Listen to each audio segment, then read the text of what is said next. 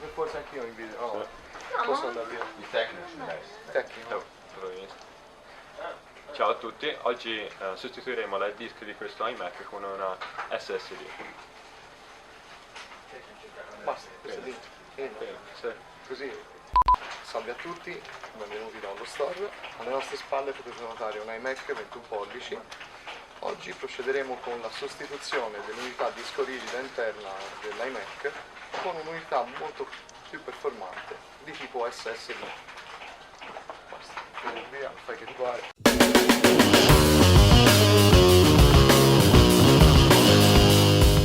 Ecco quindi tutto l'occorrente per il lavoro. Abbiamo ovviamente la SSD, una Kingston da 120 GB, due ventose per togliere il vetro che protegge il display e gli adattatori. Inoltre abbiamo anche un trincetto e un paio di forbici, non si sa mai. Quindi prendiamo la ventosa, la applichiamo al vetro e facciamo forza. Non vi preoccupate perché nei modelli prodotti dal 2009 al 2012 a tener fermo il vetro ci sono solo dei magneti, quindi basterà tirare e il vetro verrà via. Lo mettiamo da parte per evitare di graffiarlo mentre lavoriamo sul computer.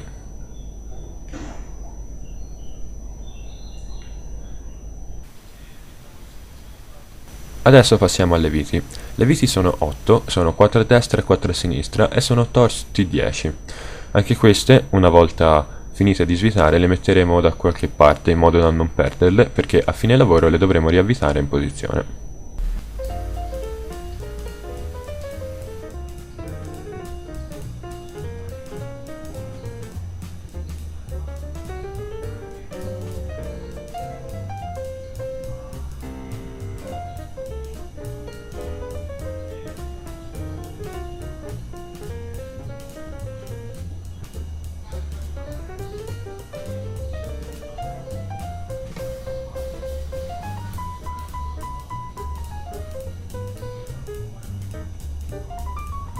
Una volta rimosse tutte le viti possiamo rimuovere anche il display, facendo attenzione però a non rovinare i cavi che lo collegano alla scheda madre, come questo per esempio, che è il primo da dover togliere, è il V-Sync, e lo sfileremo tirandolo per la linguetta blu, mentre questo, il secondo da togliere, è l'alimentazione per i black LED.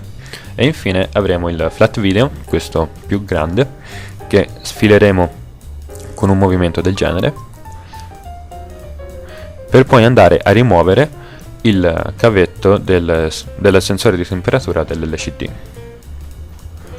Una volta rimossi tutti i cavi, possiamo togliere dal posto il display e, facendo attenzione a non rovinarlo, metterlo da parte. Passiamo quindi all'hard disk. Per rimuoverlo dovremo svitare le due viti che lo tengono in posizione, entrambe Torx, entrambe T10.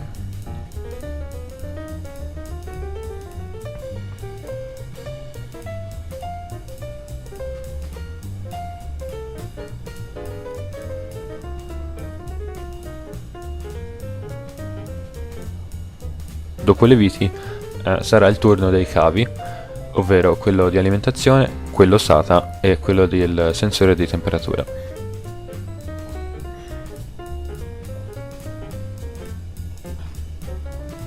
Questa staffetta e i due piedini sull'altro lato non li dovremo perdere perché ci serviranno dopo per riadattare la SSD al posto dell'hard disk. Questo è il kit che useremo per il lavoro.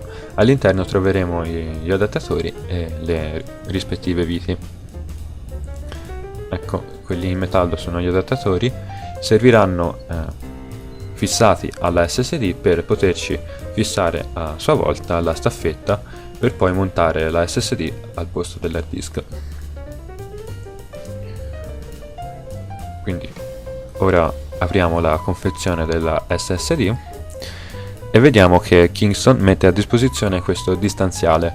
Non è una cosa cruciale, cioè non è importante, potete anche non metterlo. Noi lo abbiamo montato perché non sapevamo cosa farne e quindi per non gettarlo via lo abbiamo attaccato all'SSD, ma non è una cosa obbligatoria, insomma. Quindi mettiamo via la SSD e procediamo a smontare i piedini e la staffetta dall'hard disk.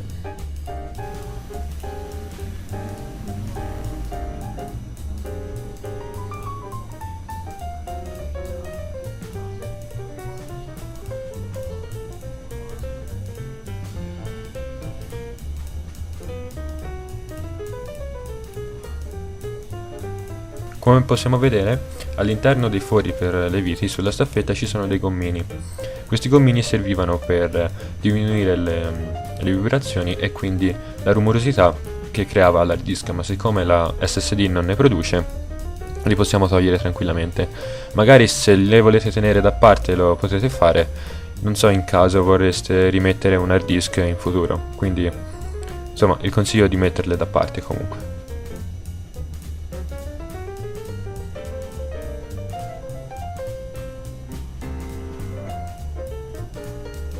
Ecco, adesso prima di montare il tutto andiamo a vedere in che posizione mettere la SSD. In questo caso la dovremo mettere con il retro rivolto verso di noi perché è la posizione che stressa di meno i cavi, come possiamo vedere. Inoltre guarderemo in che posizione mettere anche le staffette, quindi le posizioneremo sopra e sotto la SSD per avere un'idea di come andranno montate.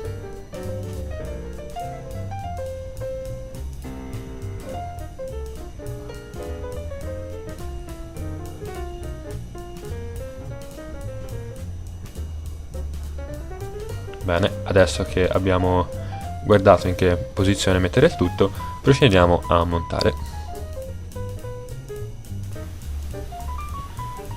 Adesso andiamo a montare gli adattatori. Questa è la parte inferiore. Le viti non le dovremo stringere fino in fondo perché prima dovremo montare anche i piedini e guardare se combaciano con i fori a loro adibiti sul case.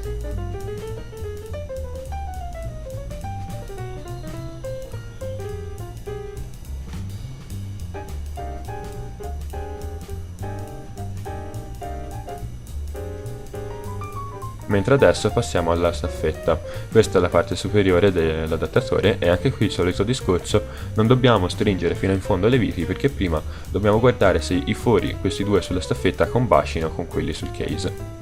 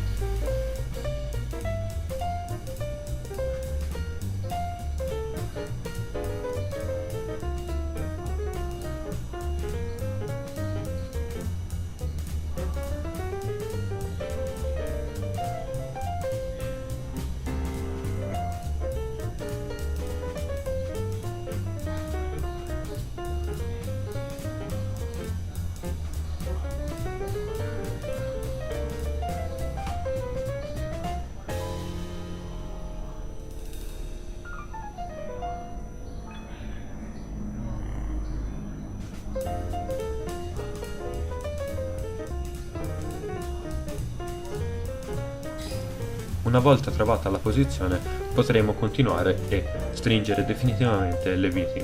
Vi sono scordato di dirvi che le viti sono viti stella e sono incluse nella confezione degli adattatori.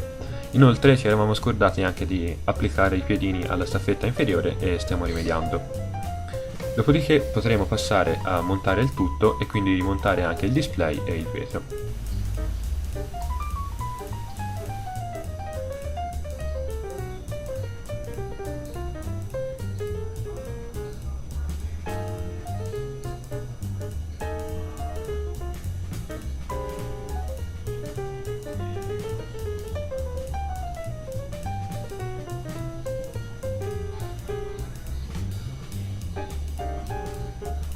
Quelli che vi stiamo facendo vedere sono i fori in cui andranno inseriti i due piedini.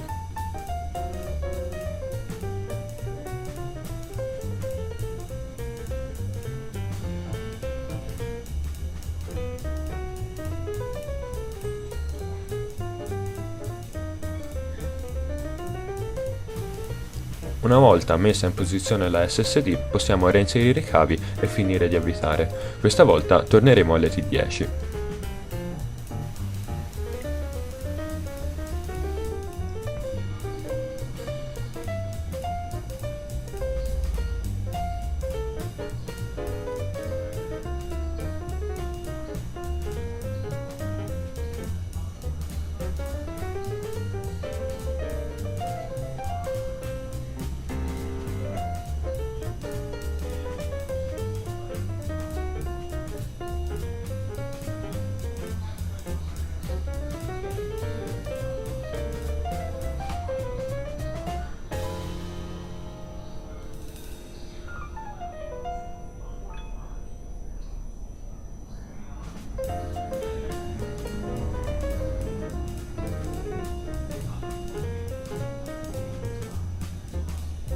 avrete sicuramente notato che un cavo rimane fuori. Quello è il cavo del sensore di temperatura. La SSD non ne ha bisogno, quindi lo possiamo nascondere o comunque fissare da qualche parte.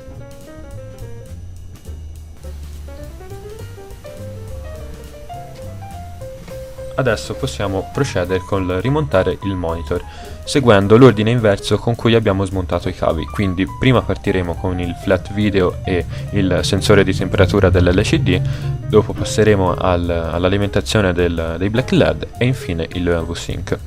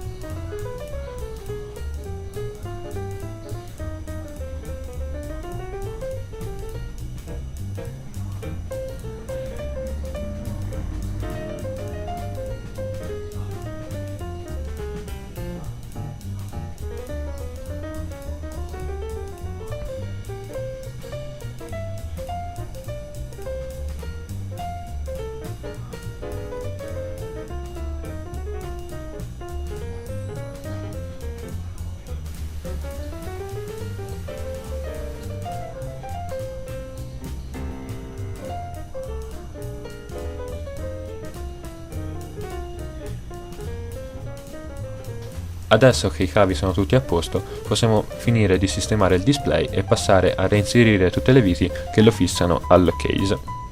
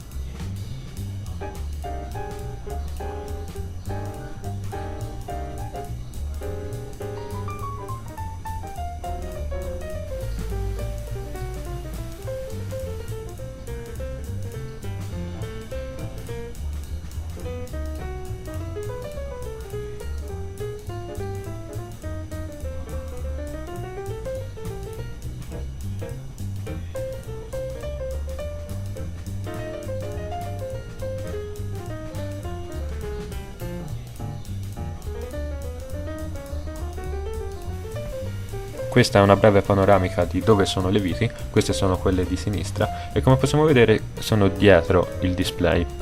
Ricordo che sono 4 per lato e sono Torx T10.